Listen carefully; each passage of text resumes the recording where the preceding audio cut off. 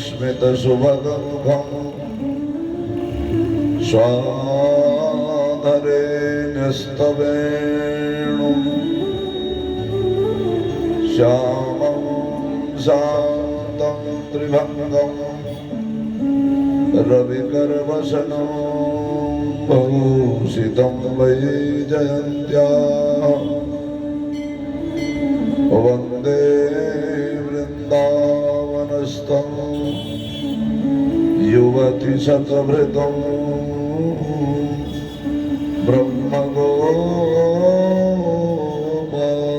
ब्रह्मगोपालवेशम्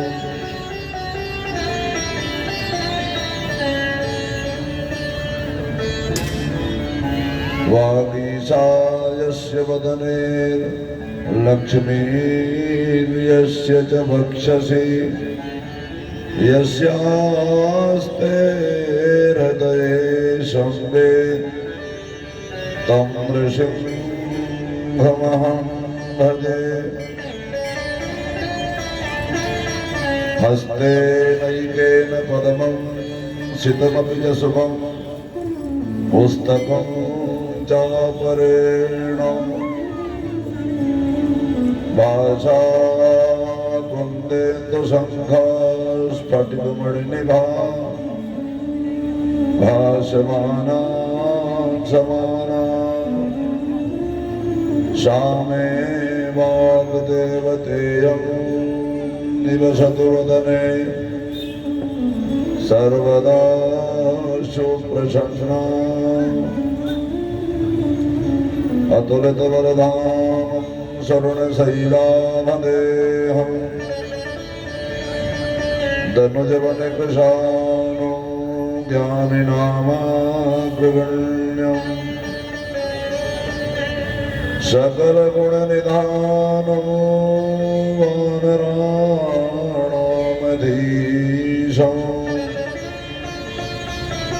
रघुपतिप्रियभक्तं वातजातं नमामि। वाञ्छाकल्पतरुभ्यश्च कृपा सिन्धुभ्येव च पतितानां पावनेभ्यो वैष्णवेभ्यो नमो नमः। प्रह्लाद नारद पराशर पुण्डरीको व्यासाम्बरीश शुक शौनक भीष्मदाल्भ्या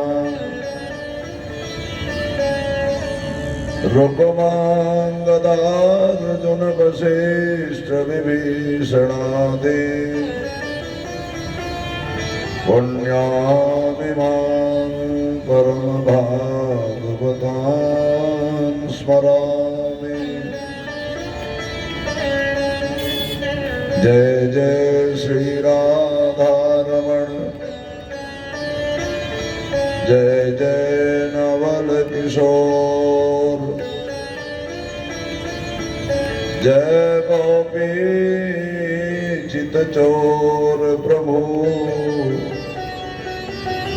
जय जय माखन चोर। जिनकी सेवा भाव से खुशी रहे श्री राम ऐसे श्री हनुमान को बारंबार प्रणाम।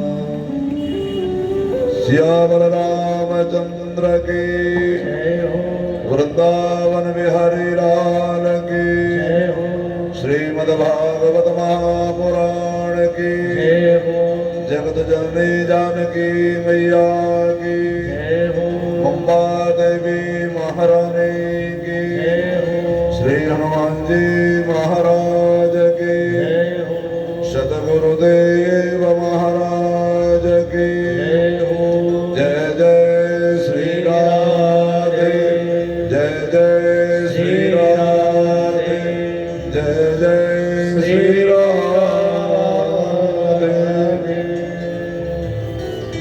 आइए आज चतुर्थ दिवस की पावन कथा गाथा में हम सभी अवगाहन करेंगे, कथा सागर में गोते लगाएंगे। उससे पूर्व अपने मन को एकाग्र करते हुए भगवान नाम उच्चारण करें, ताकि हमारा मन भगवान के श्री चरणों में लीन हो। इसी भावना के साथ आइए सर्वप्रथम भगवान नाम उच्चारण करें। गोविंद हरे गोपाल हरे जय जय प्रभु दीन दयाल हरे। हरे गोपाल हरे जय जय प्रभु दीन दयाल हरे।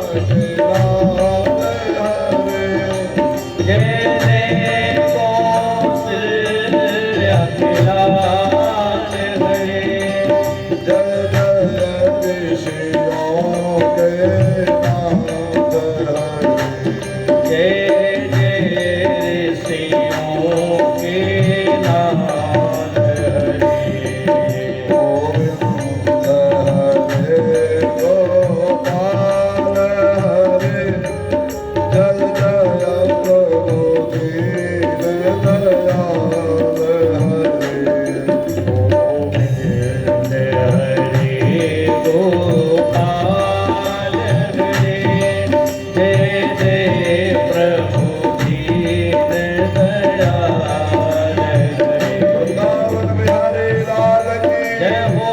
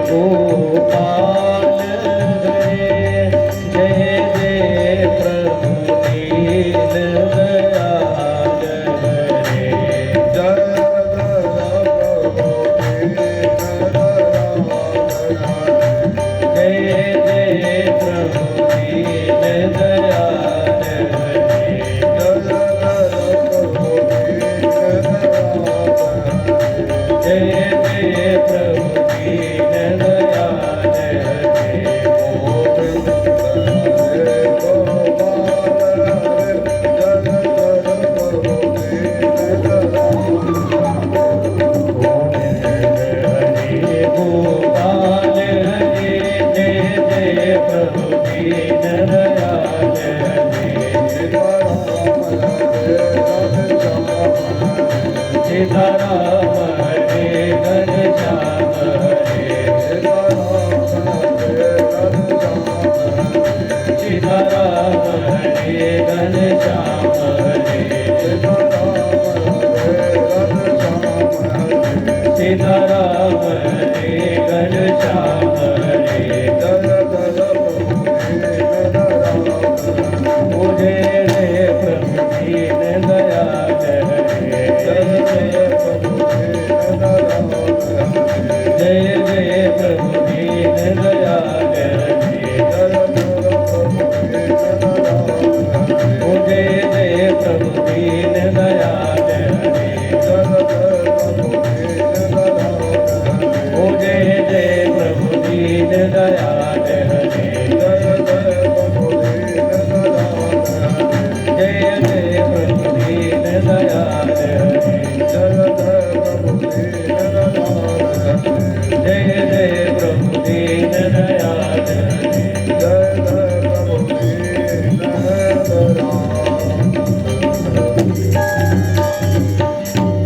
श्री वृंदावन बिहारी लाल की जय हो राजा रामचंद्र भगवान की जय हो भागवत भगवान की जय हो श्री हनुमान जी महाराज की जय हो अम्बा देवी महारानी की जय हो सतगुरुदेव महाराज की जय हो जय जय श्री राधे जय जय श्री राधे जय जय श्री राधे।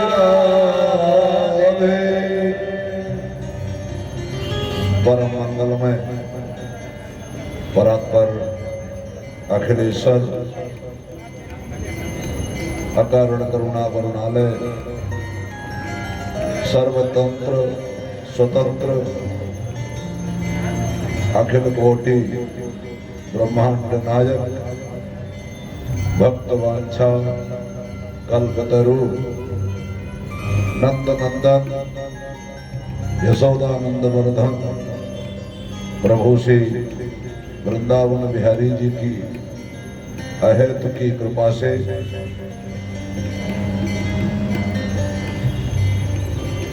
दीघा मुंबई के इस पवित्र प्रांगण पर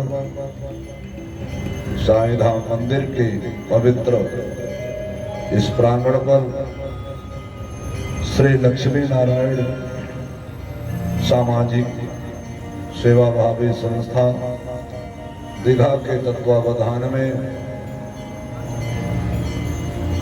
जिसके संस्थापक एवं अध्यक्ष आचार्य श्री राम नारायणाचार्य जी महाराज श्री हरिओम जी महाराज और लक्ष्मी नारायण सामाजिक सेवा भावी संस्था के सभी पदाधिकारी सभी सदस्य और सभी स्वयंसेवक कार्यकर्ता जन और इस कथा प्रांगण में उपस्थित आप सभी कथा प्रेमी जन सबके हृदय में विराजमान परमात्मा श्री बांके बिहारी जी महाराज को वंदन करते हुए आज चतुर्थ दिवस की पावन कथा गाथा में हम सभी आप्लावित होंगे और अपने इस मानव जीवन को धन्य बनाएंगे। कथा का मतलब होता है का कहते हैं परमात्मा को और सुख कहते हैं था कहते हैं स्थापना को। श्रोता के हृदय में भगवान की स्थापना कर दे उसका नाम है कथा। अथवा का माने होता है सुख और था माने होता है स्थापना करना।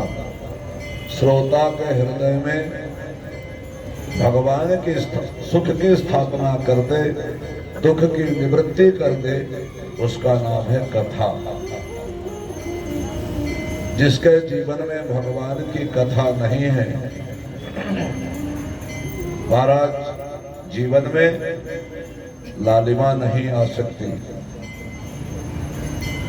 जो लोग पान खाते हैं, पान में सुपारी, चूना, लौंग, इलायची सब डाल दी जाए, लेकिन जब तक कथा नहीं डालेंगे तो पान में लालिमा नहीं आती। जैसे कथा के बिना पान में लालिमा नहीं आती, उसी प्रकार से जीवन में भगवान की कथा ना हो तो व्यक्ति के जीवन में लालिमा नहीं आती। आवश्यकता है कि हमारे जीवन में भगवान की कथा हो, सुख हो, शांति हो, समृद्धि हो, लेकिन कथा नहीं हो तो जीवन में व्यक्ति की शांति, व्यक्ति के जीवन में लालिमा आना बहुत असंभव है। इसलिए मानव के जीवन में भगवान की कथा सुनना, उसका चिंतन करना और हृदय में स्थापित करना अति आवश्यक है।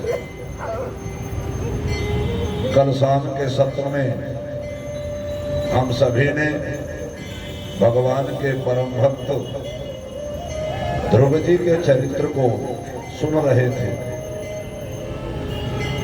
और जिसमें ये देखा कि भगवान ध्रुव की तपस्या से प्रसन्न होकर के ध्रुव के सामने प्रकट होते हैं।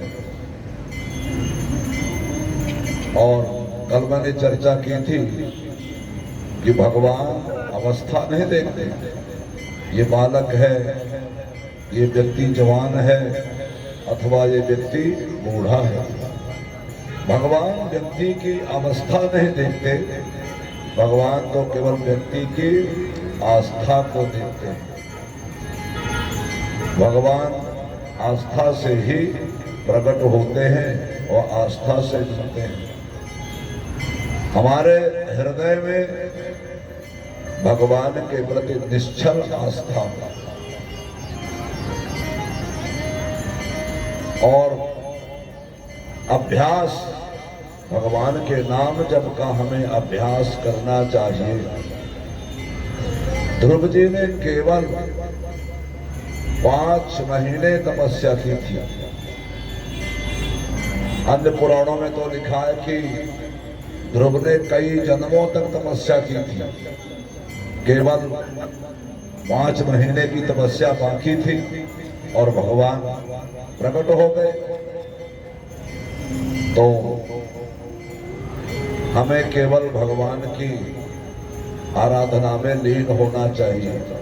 और ध्रुव ने क्या किया, पहले महीने तो फल खा करके तपस्या की और 3 दिन का अंतर किया और दूसरे महीने में ध्रुव जी ने फल को खाना बंद कर दिया।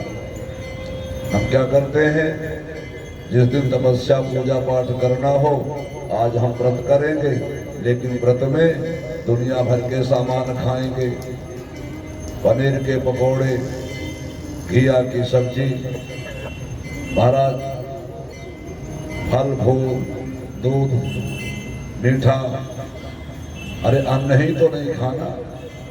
लेकिन ध्रुव जी केवल फल खा करके और पहले महीने को व्यतीत किया और दूसरे महीने में ध्रुव जी महाराज ने फल खाना भी छोड़ दिया, केवल पत्ता खा और पत्ता खा करके तपस्या करते हैं।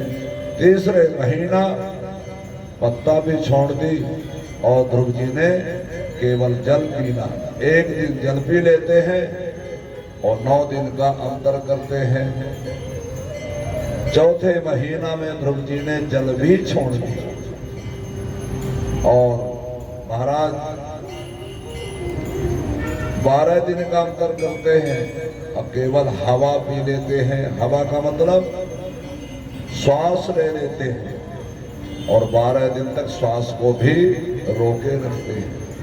ऐसे भगवान की तपस्या हमें करना चाहिए। 5वां महीना आया तो ध्रुव ने श्वास को भी रोक दिया, वायु को जीत लिया, और एक पैर से खड़े होकर के भगवान के ध्यान में लीन हो गए। और इतनी तपस्या जब ध्रुव जी ने की तो संसार की वायु बहना बंद हो गई। देवता निराश होकर के भगवान के शरण में गए और भगवान से प्रार्थना की। तो भगवान ने कहा, चिंता मत करो, हमारा भक्त ध्रुव तपस्या कर रहा है और मैं उसकी तपस्या को पूर्ण करके दर्शन देने जाऊंगा। भगवान हरि अवतार लेकर के और ध्रुव के सामने मधुवन में, वृंदावन के जंगल में भगवान प्रकट हो गए। और भगवान कहते, बेटा ध्रुव हमारा दर्शन कर लो। लेकिन ध्रुव अपनी आंखों को नहीं खोलते। एक बात और ध्यान देने लायक है, भागवत जी में लिखा है कि सहस्र शीर्षापि ततो गरुत्मता, भगवान 1000 सिर बना करके गए, 1000 सिर। और शायद उसी स्वरूप को ध्यान करके वेदों ने कहा है, सहस्र श्रीरेखा पुरुखा सहस्राक्षा सहस्रपाद और सबो विगुण। भगवान 1000 सिर बना करके गए। क्यों? बोले वृंदावन के संतों का कहना है कि भगवान ने कहा कि ध्रुव तुम एक सिर वाले को छोड़ करके आए हो, उत्तान पाद को, मैं 1000 सिर बन करके तुमको दर्शन दूंगा। और भगवान 1000 सिर बना करके प्रकट हो जाते हैं। लेकिन ध्रुव जी ने आंखें नहीं खोली। भगवान ने कहा, बेटा ध्रुव मैं प्रकट हो गया हूं, दर्शन करो। लेकिन ध्रुव जी आंखें नहीं खोलते। क्यों नहीं खोलते? भगवान की मूर्ति को ध्रुव जी ने अपने हृदय में बिठा लिया है। और जिसको हृदय में भगवान विराजमान हो गए वो बाहर आंखें क्यों खोलेगा? जब ध्रुव जी आंखें नहीं खोले, क्या करूं? तो भगवान ने देखा तो समझ गए कि हमको तो अपने हृदय में बिठा रखा है। झट भगवान ने माया योग माया के द्वारा अपने जो मूर्ति ध्रुव जी के हृदय में बैठी थी उसको बाहर निकाल लिया। और जैसे बाहर खींचा, महाराज ध्रुव छटपटा उठे कि भगवान कहाँ गए हमारे हृदय से। और जैसे ध्रुव छटपटाए, आंखों को खोला तो सामने भगवान वृंदावन बिहारी खड़े हैं। वृंदावन बिहारी लाल की जय हो। 1000 सिर वाले भगवान कहते, तू एक को छोड़ के आएगा 1000 गुना तुझे फल होगा। एक बार क्या करके तो देख। महाराज ध्रुव जी कभी तपस्या करने 5 वर्ष की अवस्था में आ गए, विद्यालय पढ़ने कभी गए नहीं, और भगवान की प्रार्थना करना चाहते हैं। पहले व्यवस्था थी, पहले बालक का जनेऊ संस्कार होगा, तब बालक पढ़ने जाएगा, गुरुकुल जाएगा। जब तक जनेऊ नहीं होगा, यज्ञोपवीत नहीं होगा तो बालक पढ़ने नहीं जाएगा। महाराज 5 वर्ष का बालक स्कूल गया नहीं, कोई प्रार्थना जानता नहीं, तो क्या करे? भगवान ने क्या किया? बोले कि झट भगवान समझ गए कि बेटा ध्रुव हमारी स्तुति करना चाहता है। तो भगवान ने अपने शंख को लेकर के और ध्रुव के गालों में स्पर्श करा दिया। जैसे शंख का स्पर्श ध्रुव ने भगवान ने ध्रुव के गालों में कराया तो ध्रुव जी को सभी शास्त्रों का ज्ञान हो गया। क्यों? शंख में सरस्वती का निवास होता है।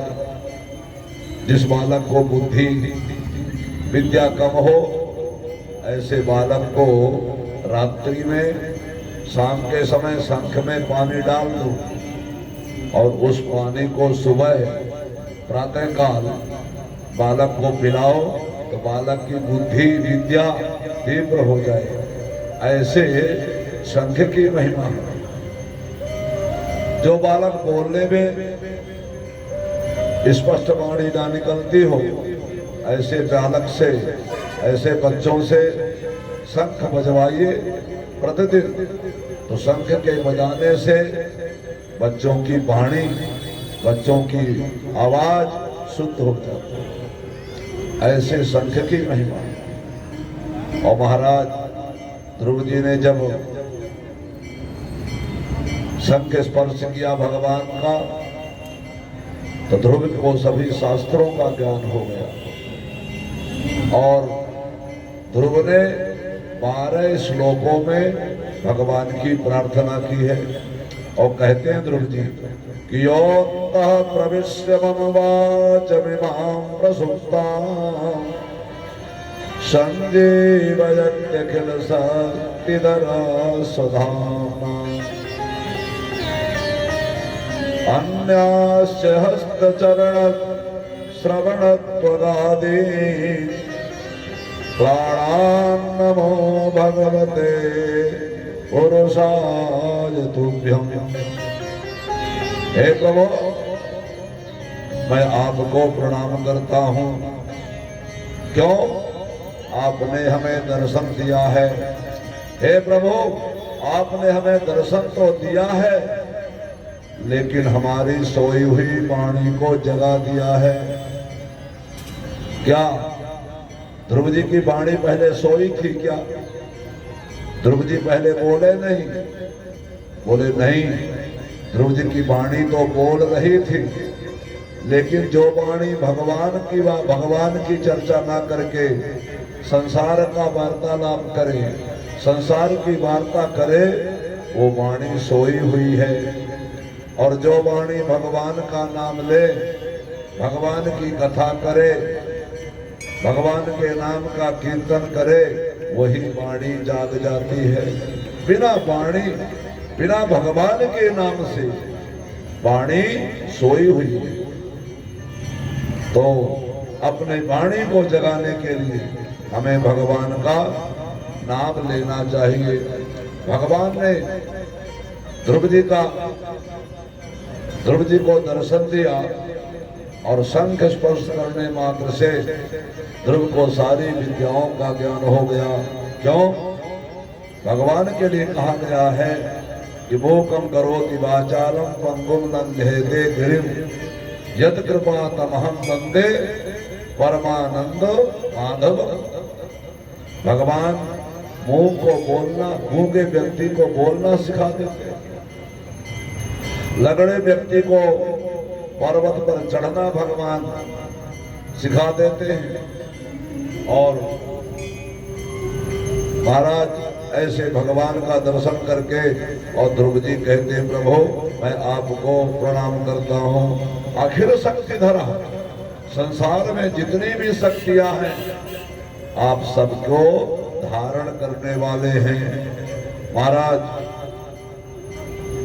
हाथ वो हाथ नहीं जो भगवान की सेवा ना करे, पैर वो पैर नहीं जो भगवान का दर्शन करने के लिए यात्रा ना करे, आंख वो आंख नहीं जो भगवान का दर्शन ना करे, वाणी वो वाणी बेकार है जो भगवान के नाम का कीर्तन ना करे। हे प्रभु, हम आपको प्रणाम करते हैं। भक्तिं महो प्रवहता त्वयि मे प्रसंगो भूयादनंद महता ममलाशयानां येनाञ्जसोर्मणमुरोऽभ्यसनं भवाब्धिं नेष्ये भवद्गुणकथा मृतपान मत्ता। महाराज, जो व्यक्ति आपकी भक्ति को करता है, आपकी कथा को सुनता है, वो फिर संसार भवसागर से पार हो जाता है। महाराज, भगवान ने कहा बेटा ध्रुव, 12 श्लोकों में प्रार्थना की और भगवान कहते बेटा ध्रुव जो मांगना हो मांग लो। और ध्रुव पिता की गोदी में बैठने के लिए गए थे और सौतेली माता महारानी सुरुचि ने धक्का दे दिया, पहले भगवान की आराधना करो और फिर मेरी गोदी से जन्म लो, मेरे गर्भ से जन्म लो, तब तुम पिता की गद्दी पर बैठने के अधिकारी हो। महाराज, भगवान जानते हैं ध्रुव को मांगना नहीं पड़ा। हम भगवान का दर्शन करने जाएं तो हमको कहने की आवश्यकता नहीं भगवान के मंदिर में क्या चाहिए। हमारे भक्त को भगवान सब कुछ जानते हैं। और महाराज, ध्रुव जी को भगवान ने कहा कि 63 वर्ष सहस्त्रम, 36,000 वर्ष तुम राज्य करोगे। जाओ, इतना विशाल 36,000 वर्ष। महाराज, ध्रुव जी भगवान को प्रणाम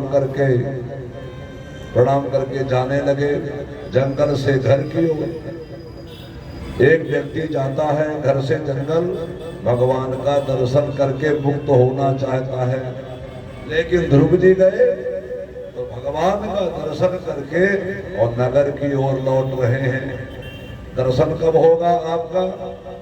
तो भगवान कहते तुम राज्य को भोग करके हमारे धाम पधारोगे।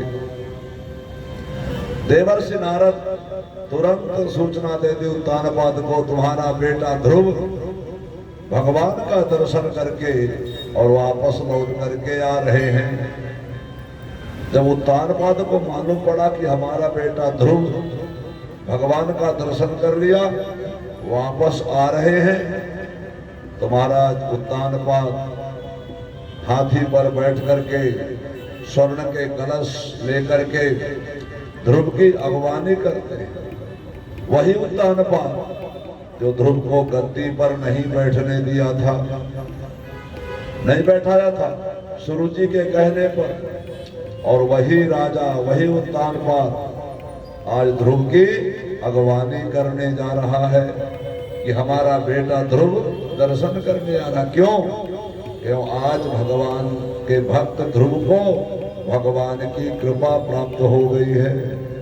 और गोस्वामी तुलसीदास जी रामचरितमानस में कहते हैं, जा पर कृपा राम की होई, जा पर कृपा राम की होई, जा पर कृपा राम की होई, ता पर कृपा करेंगे सब कोई, ता पर कृपा करेंगे सब कोई, जा पर कृपा राम की होई, जा पर कृपा राम की होई, ता पर कृपा करेंगे सब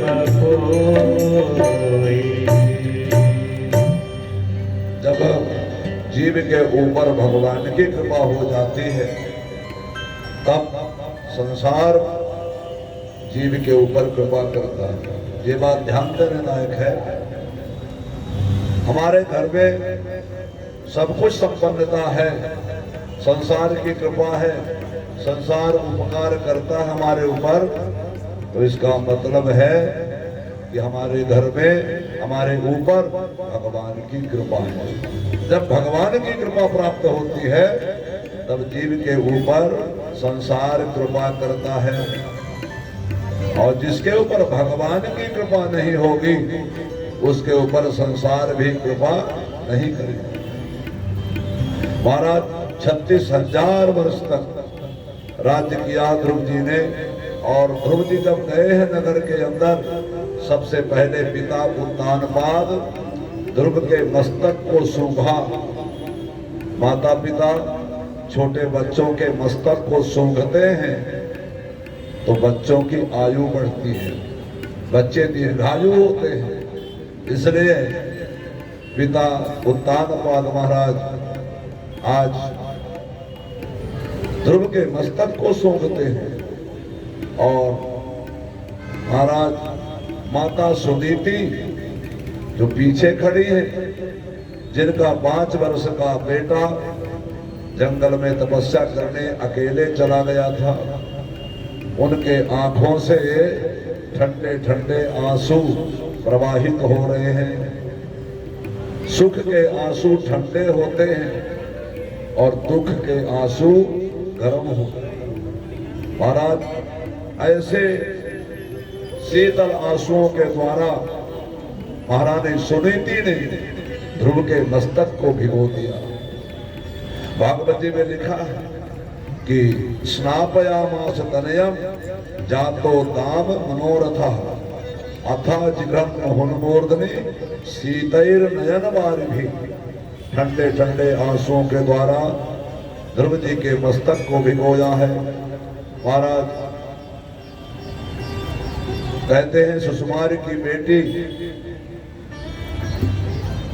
के साथ भगवान के भक्त ध्रुव जी का विवाह हुआ और जिनका नाम था भ्रमी, भ्रमी के साथ ध्रुव जी का विवाह हुआ और कल्प और वत्सर नाम के बेटा हुए। ध्रुव के भाई जो कि सुरुचि के बेटा थे, उनका नाम था उत्तम। उत्तम एक दिन शिकार खेलने गए तो उत्तम को यक्षों ने मार दिया और जब यक्षों ने मार दिया तो ध्रुव अपने भाई का बदला लेने के लिए हजारों यक्षों का वध कर दिया। यक्षों का संहार करने लगे। ध्रुव जी को समझाने के लिए ध्रुव के बाबा, ध्रुव के दादा कौन है? महाराज मनु। मनु आए और आकर ध्रुव जी से कहते हैं कि नायम मार्गो ही साधो नाम ऋषिकेशानुवर्तिनाम यदा ज्ञानम पराग्रह्यो पशुवद भूत वैशेषम। अरे बेटा ध्रुव, ये संतों का मार्ग नहीं है, भक्तों का ये मार्ग नहीं है। जीव की हिंसा करना, तुम इनकी हिंसा करना छोड़ दो और क्रोध मत करो। ध्रुव जी को समझाया है महाराज मनु ने। अब यहाँ पर एक विचार करने की बात है, सोचने की बात है कि जिस ध्रुव ने भगवान का दर्शन कर लिया, भगवान को प्राप्त कर लिया, उनको भी क्रोध आ गया कि हमारे भाई को यक्षों ने मारा है तो मैं यक्षों को मारूंगा। भगवान का दर्शन करने के बाद भी क्रोध आ रहा है। और क्रोध शांत कब हुआ? जब ध्रुव जी के बाबा मनु आकर के सत्संग किया, ध्रुव को सुनाया, उपदेश दिया। तो कहने का मतलब काम, क्रोध, लोभ, इनको जीतने का अगर कोई रास्ता है तो केवल सत्संग है। सत्संग के द्वारा व्यक्ति क्रोध को भी जीत सकता है। जब ध्रुव ने यक्षों को मारना बंद कर दिया, यक्षों को जीवन दान मिला, तो महाराज ध्रुव के वरदान देने के लिए ध्रुव को कुबेर आए हैं और कुबेर ने कहा ध्रुव, मैं तुमको वरदान देता हूं कि तुम्हारा कोषागार, तुम्हारा भंडार कभी खाली नहीं होगा। ये कुबेर ने ध्रुव जी को वरदान दिया। और महाराज 36,000 वर्ष पूरे हुए। मृत्यु ने विचार किया, काल ने विचार किया, मैं सबको जीत सकता हूं लेकिन भगवान के भक्त को नहीं जीत सकता। ध्रुव को कैसे हम लाएं? तो ध्रुव के लिए महाराज वैकुंठ से विमान आया और उस विमान में बैठ करके ध्रुव जी जाने लगे। और उसी समय एक काला काला पुरुष ध्रुव के सामने आकर के खड़ा हो गया। तो ध्रुव ने कहा, तुम कौन? बोले, महाराज मैं काल हूं, मृत्यु हूं। संसार के प्रत्येक व्यक्ति पर मेरा अधिकार है, मैं जीत सकता हूं, लेकिन एक भगवान का जो भक्त होता है ना, मैं उसको नहीं जीत सकता। मैं प्रत्येक मृत्यु के समय प्रत्येक संसारी व्यक्ति के सिर पर पैर रखता हूं, लेकिन जो भगवान का भक्त होता है ना, उसके सिर पर पैर नहीं रख सकता। वो भक्त हमारे सिर पर पैर रखेगा। ध्रुव जी, मैं विमान के नीचे बैठ जाता हूं और तुम हमारे मस्तक पर पैर रखो और मस्तक पर पैर रख करके विमान में बैठ जाओ। तो महाराज जान देना, ध्रुव जी उस मृत्यु के सिर पर पैर रखा और विमान में जाकर के बैठ गए। विमान वैकुंठ की ओर जाने लगा। उसी समय ध्रुव ने कहा, रे द्वारपालो, अरे विमान के पार्षदों, विमान को वापस ले चलोगे? क्यों?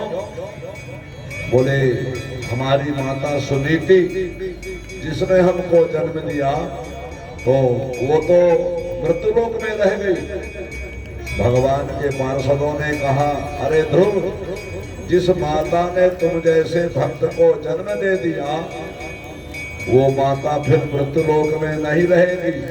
तुम्हारे विमान के आगे एक विमान जा रहा है, जिस विमान पर तुम्हारी मैया जा रही है। कुलम पवित्रम जननी कृतार्था वसुंधरा भाग्यवती च धन्या। स्वर्गे चलोके पितरे विधन्या। येषां कुले वैष्णव नाम धेयम्। जिस माँ ने तुम जैसे बालक को जन्म दे दिया, वो बालक फिर वो माँ फिर संसार में नहीं रहेगी, वो तो भगवान के धाम को प्राप्त होगी। महाराज ध्रुव जी वैकुंठ नहीं गए। ध्रुव जी के लिए भगवान ने एक अलग विमान तैयार करा दिया और उस विमान में तैयार कर होकर के भगवान अपने भक्त ध्रुव के लिए एक ध्रुवलोक बना दिया। और वो बालक ध्रुव आज भी ध्रुवलोक में विराजमान है। सप्त ऋषि आज भी ध्रुवलोक की परिक्रमा करते हैं। ऐसा लिखा है महाराज, प्रत्येक चेला अच्छा गुरु हो, प्रभावशाली गुरु हो, तो प्रत्येक चेला अपने गुरु की प्रशंसा करता है। हमारा गुरु इतना प्रभावशाली है, हमारा गुरु इतना प्रभावशाली है, तपस्वी है। दुनिया के शिष्य अपने गुरु का बखान करते हैं, लेकिन आज एक ऐसा मौका आया जब गुरु अपने चेला की प्रशंसा कर रहा है। देवर्षि नारद जा करके अपने शिष्य ध्रुव की प्रशंसा करते हैं कि हमारा बेटा ध्रुव 5 वर्ष तपस्या करके और भगवान को प्राप्त कर लिया। भक्त वत्सल भगवान की जय हो, ध्रुव जी महाराज की जय हो। भागवत जी में ऐसा लिखा है कि जो ध्रुव के चरित्र को सुनता है, ध्रुव की कथा को सुनता है, ऐसे व्यक्ति महाराज अपने पाप को धो देते हैं और उनकी दीर्घायु की प्राप्ति होती है।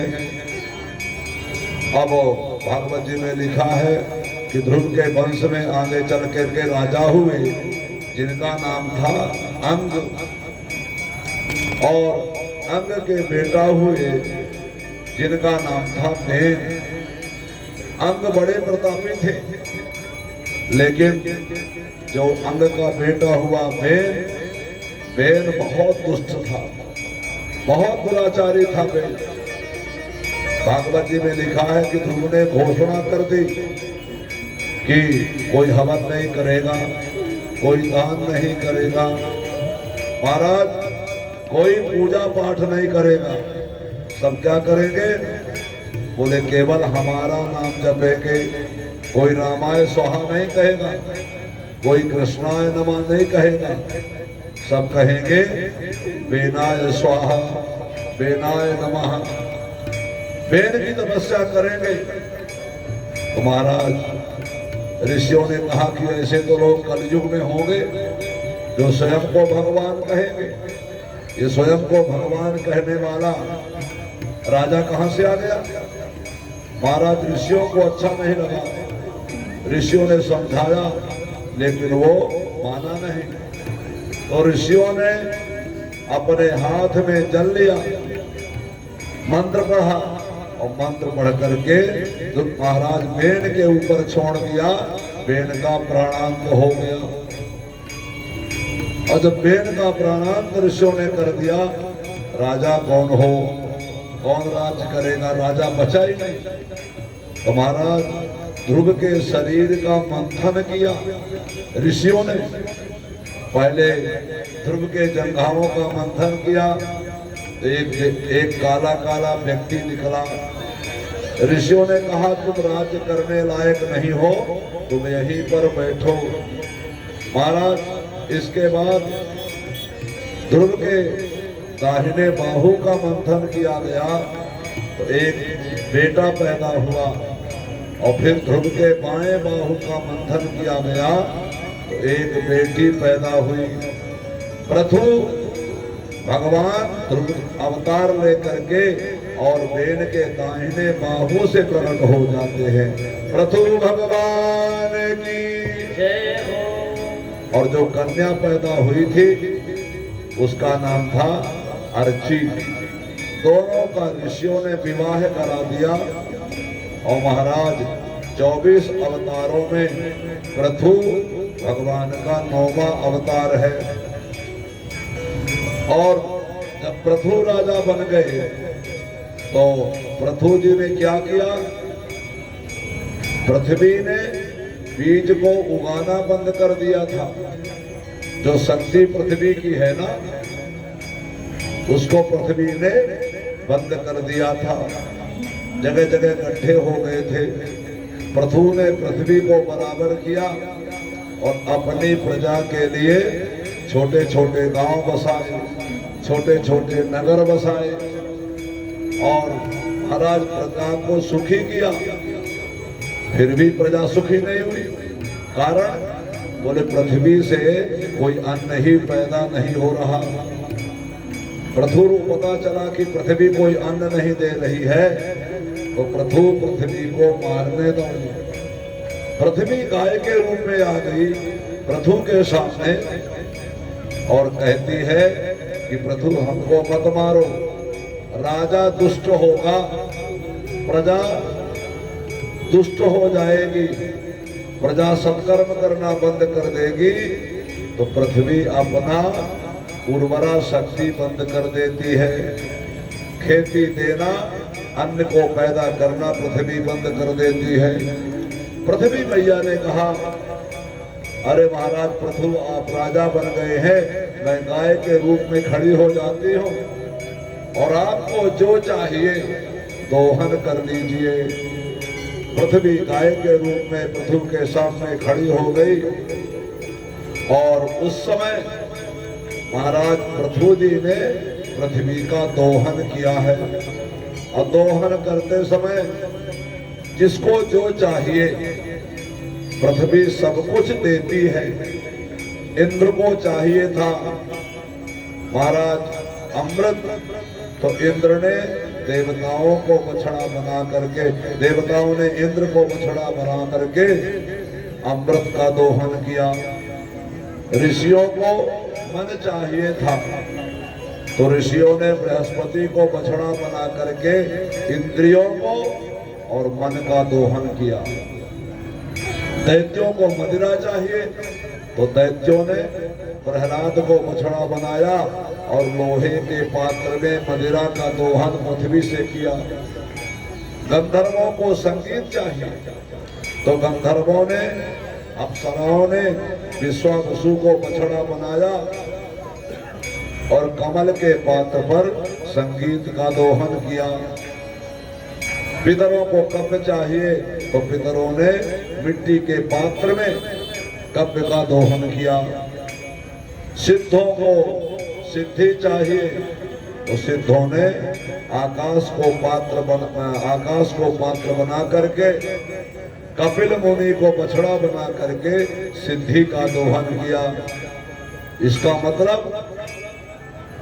पृथ्वी का बेटा बनो, बालक अपनी माँ से कुछ भी याचना कर सकता है। पृथ्वी पति बनोगे तो महाराज पृथ्वी कुछ भी देने वाली नहीं है। पृथ्वी पति अगर कोई बन सकता है तो केवल भगवान।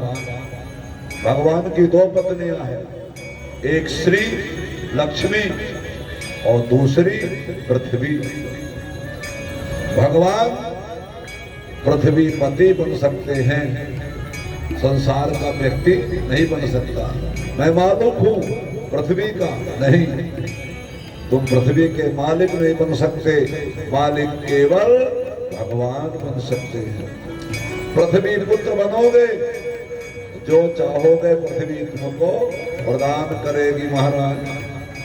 इस तरह से राजा पृथु ने प्रजा को सुखी किया और प्रजा आकर के पृथु की प्रार्थना करती है, स्तुति करती है कि राजा वही वंदनीय है, राजा वही प्रशंसनीय है जो प्रजा का विधिवत पालन करे। नहीं तो महाराज राजा तो अपराधी है। अगर प्रजा का पालन राजा विधिवत ना करे, अपराधी कहा गया है। महाराज पहले पृथ्वी का नाम था भूमि, ध्यान देना, क्या नाम था? भूमि। और जब से पृथु राजा बने तो पृथ्वी का नाम हो गया पृथ्वी। पृथु राजा होने के कारण पृथ्वी नाम पड़ा महाराज। लेकिन पृथु के जीवन में सब कुछ था, सत्संग की कमी थी तो पृथु जी ने, शांति नहीं मिल रही थी पृथु जी को। जब हमारे जीवन में सब कुछ होगा, लक्ष्मी होगी, श्री होगी, संपत्ति होगी, मकान, दुकान, वैभव, लेकिन भगवान का नाम नहीं होगा, भगवान की कथा जीवन में नहीं होगी तो हमको शांति नहीं मिलेगी। तो किसी महात्मा ने कहा है कि बिनु पानी भोजन बिना, बिनु पानी भोजन बिना उदर मचावे क्रांति, वैसे बिना भजन सत्संग के मन को मिले न शांति। मन को शांति अगर मिलेगी तो केवल भगवान की कथा से ही प्राप्त होगी। तो जीवन में शांति लाने के लिए श्री पृथु जी महाराज ने भगवान की यज्ञ करना, भगवान के प्रसन्नता के लिए यज्ञ करना प्रारंभ किया। 100 अश्वमेध यज्ञ किया, संकल्प लिया कि मैं 100 अश्वमेध यज्ञ करूंगा। और ध्यान देना, जो 100 अश्वमेध यज्ञ कर लेता है वो व्यक्ति इंद्र बनता है, ऐसा लिखा है शास्त्रों में। लेकिन कलयुग में अश्वमेध यज्ञ करना बंद है, मना है, शास्त्रों का आदेश है। क्या क्या बोले? अश्वालंबम गवालंबम, अश्वमेध यज्ञ, गौमेध यज्ञ, संन्यासम बल पैतृकम, पितरों का श्राद्ध मांस से करना महाराज कलयुग में वर्जित है। अश्वमेध यज्ञ वही कर सकता है जो 10 दिशाओं को जीत सकता है, जीत ले। और ऐसा कोई दसों दिशाओं को जीतने वाला वीर पैदा नहीं होगा। इसलिए अश्वमेध यज्ञ करना कलयुग में वर्जित है। महाराज पृथु ने संकल्प लिया 100 अश्वमेध यज्ञ करने के लिए। इंद्र को भय हो गया कि हमारा इंद्रासन छूट जाएगा। अगर 100 अश्वमेध यज्ञ कर लेंगे पृथु तो हमारा इंद्रासन छूट जाएगा।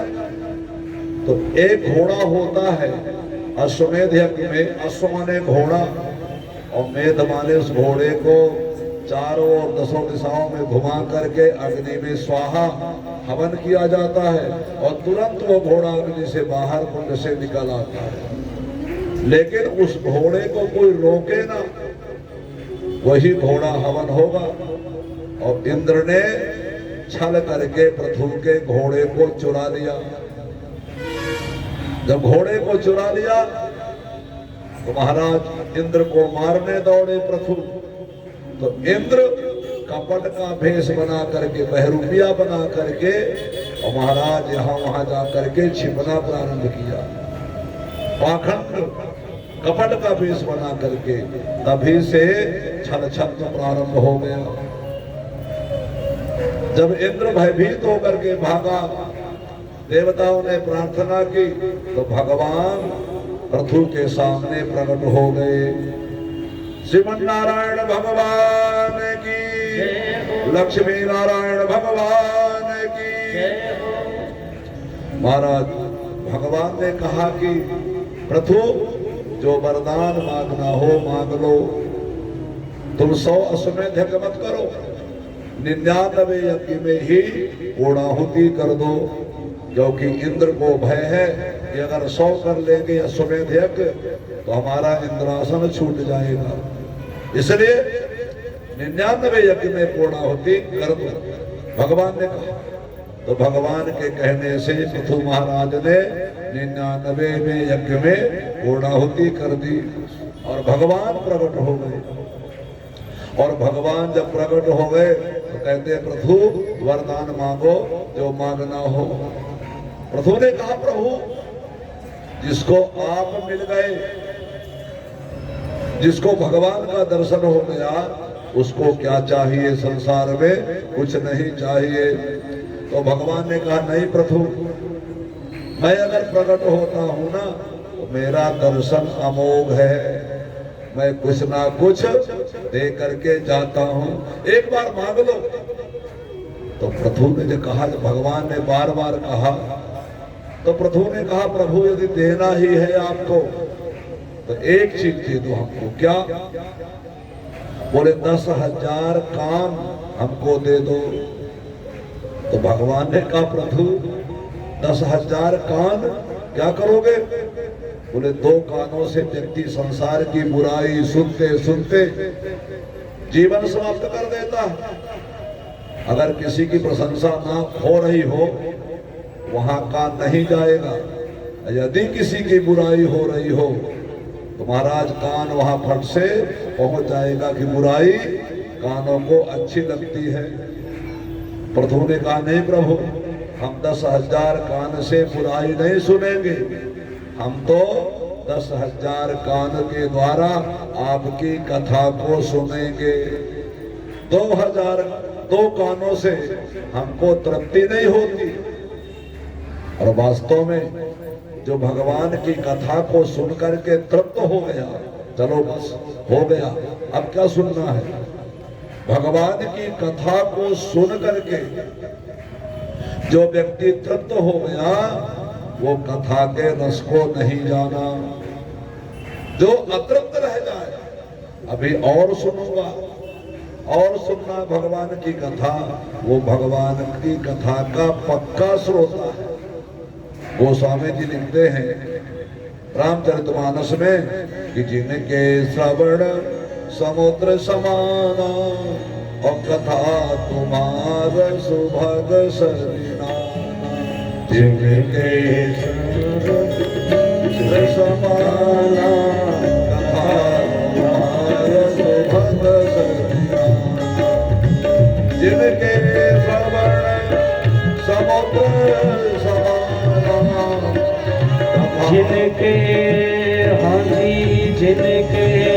तुम समूह जिनके करुण समुद्र समाना, कथा तुम्हार सुभग सरिता, ओ कथा तुम्हार सुभग सरिनाना। जिनके कान समुद्र के समान हो। समुद्र माने कभी भरे ना जाए। विचार करो, समुद्र में कितनी नदियां जाती हैं? हजारों नदियां समुद्र में दिन रात मिलती हैं, लेकिन समुद्र का पानी कभी 1 इंच बढ़ा नहीं बढ़ा। समुद्र हमेशा खाली ही बना हुआ है।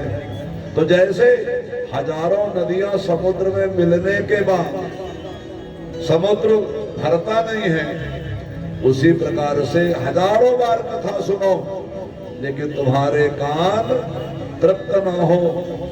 महाराज वो भगवान की कथा का पक्का श्रोता है, तो भगवान कहते कि प्रभु मैं तुमको 2 कानों में 10,000 कानों की शक्ति दे रहा हूं, जिससे 10,000 ब्राह्मण बैठ करके भागवत का पाठ करेंगे, रामचरितमानस का पाठ करेंगे, तो ध्रुव अकेला बैठ करके सबके पाठ को सुन लेगा। 10,000 ब्राह्मणों के द्वारा किए गए पाठ को सुन लेगा। और महाराज ध्रुव ने अपनी प्रजा को बुलाया और प्रजा को बुला करके ध्रुव ने उपदेश दिया। राजा को अपनी प्रजा को धर्म के रास्ते पर लाने के लिए उपदेश देना चाहिए, ये राजा का कर्तव्य है। महाराज प्रजा प्रसन्न हुई है और प्रजा के प्रसन्न होने से राजा भी प्रसन्न हुए हैं। सनकादि आए हैं और सनकादि आकर के महाराज पृथु जी को सत्संग प्रदान किया है। और महाराज क्यों? भगवान पहले आ गए और भगवान के दर्शन होने के बाद, वरदान मिलने के बाद आज पृथु जी को संतों का दर्शन हो रहा है। तात्पर्य यह है कि भगवान की कृपा प्राप्त होने के बाद ही जीव को संतों का दर्शन होता है।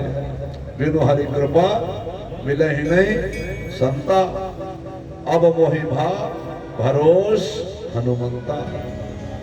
भगवान की कृपा से ही महाराज जीव को संतों का दर्शन होता है। हमको किसी संत का दर्शन हो गया, किसी महात्मा का दर्शन हो गया, ये समझ लीजिए कि महाराज हमको भगवान की कृपा प्राप्त हो गई है। और महाराज ध्रुव को वैराग्य हो गया, ऐसा राजा जिन्होंने भगवान का दर्शन कर लिया। ध्रुव राजपाट को छोड़ करके अपने बच्चों को राज्य दे करके और महाराज जंगल को चले गए तपस्या करने के लिए। भगवान मिलने के बाद विचार करना, ध्रुव जी को भगवान का दर्शन हो गया और भगवान का दर्शन होने के बाद ध्रुव कहाँ जाते हैं? तपस्या करने के लिए। इसका मतलब यदि हमें भगवान की प्राप्ति हो जाए तो भगवान मिलने के बाद भी हमें तपस्या बंद नहीं करना चाहिए, पूजा पाठ बंद नहीं करना चाहिए।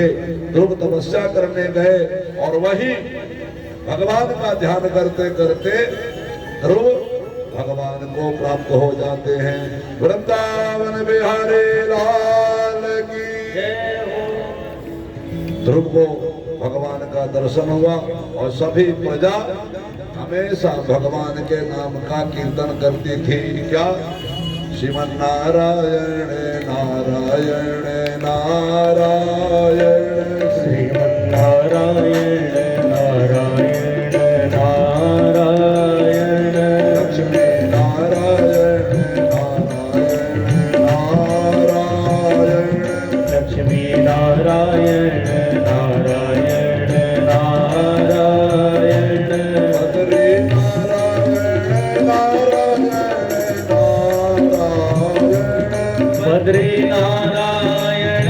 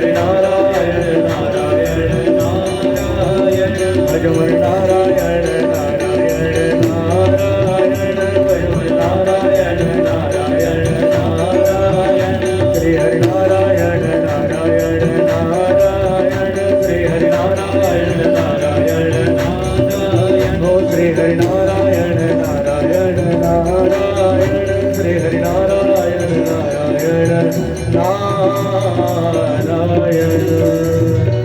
वृंदावन बिहारी लाल की जय हो, प्रभु जी महाराज की। जय हो। एक राजा के भक्त होने से सारी प्रजा भगवान की भक्त हो गई। राजा धार्मिक होगा तो प्रजा भी धार्मिक होगी।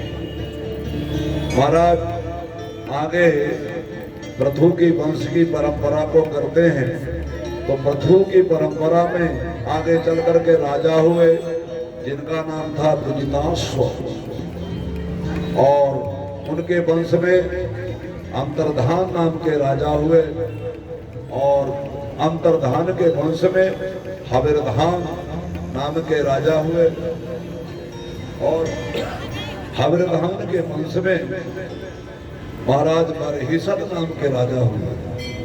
और बरहिसद इतने यज्ञों को किया कि सारी पृथ्वी कुशा से ढक गई।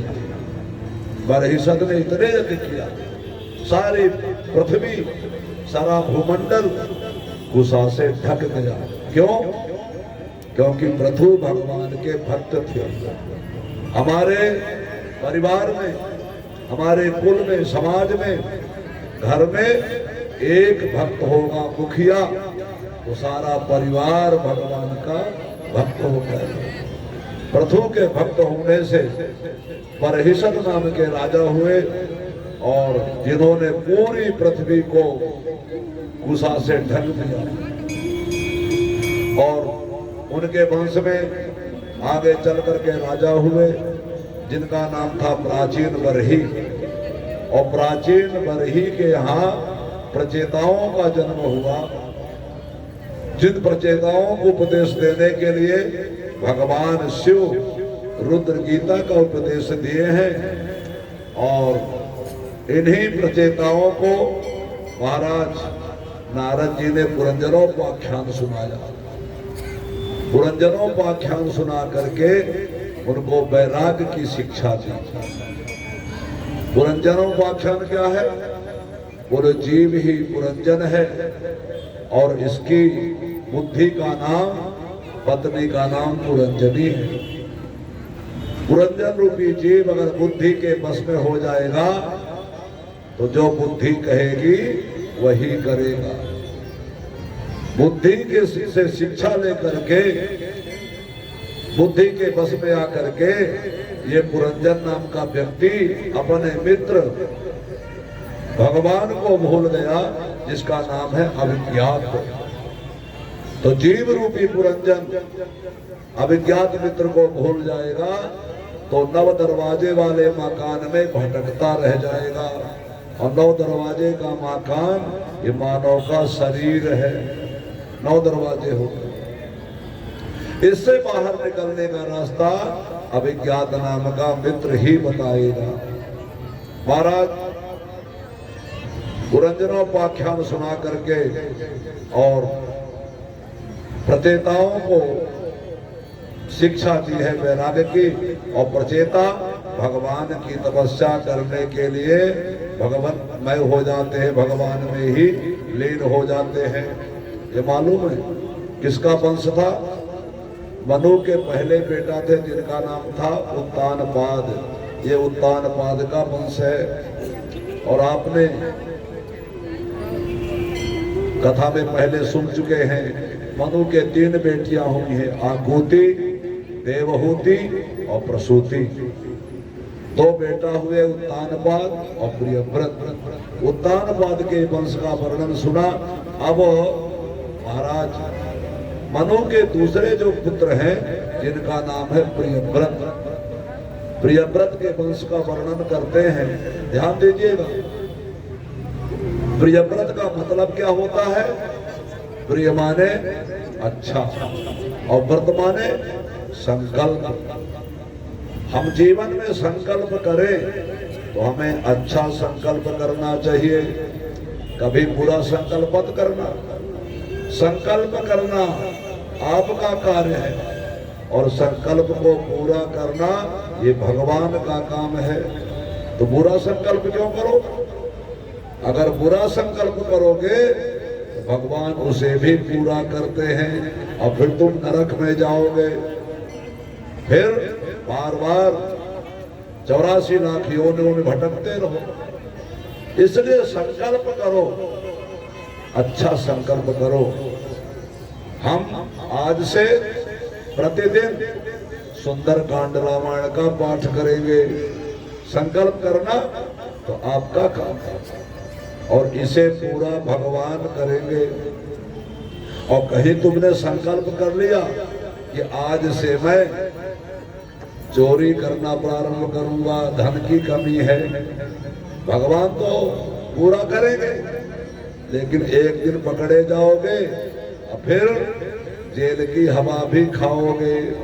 और कहीं अगर जिसके घर में चोरी किया वो पकड़ लिया तो डंडों से पीट पीट करके गोविंदाय नमो नमः करेगा। संकल्प तुमने लिया और भगवान ने पूरा किया। अतः व्यक्ति को संकल्प लेना चाहिए, अच्छा संकल्प, पूरा संकल्प कभी नहीं लेना चाहिए। प्रियव्रत ने संकल्प लिया, ध्यान देना कि हमारे राज्य में अगर सूर्य उदयाचल में पूरब में है तो पश्चिम में रात होती है, अंधकार होता है। सूर्य अगर पश्चिम में पहुंच गए तो पूरब में अंधकार होता है। इसलिए अपने राज्य में कहीं अंधकार नहीं होने दूंगा। प्रियव्रत के पास एक रथ था, जिस रथ में सूर्य के समान प्रकाश था। उस रथ को लेकर के पृथ्वी की परिक्रमा करना प्रारंभ किया, कहीं अंधकार रहने नहीं दूंगा। और महाराज प्रियव्रत ने पृथ्वी की 7 परिक्रमा की, और 7 परिक्रमा करने से उनके रथ के जो गड्ढे बने ना, रथ के पहिए के, वो 7 समुद्र हो गए। और उन्हीं 7 समुद्रों को सागर के 60,000 बेटा जब जल करके नष्ट हो गए थे, उन्हीं 60,000 पुत्रों ने समुद्र को गहरा कर दिया और कपिल मुनि के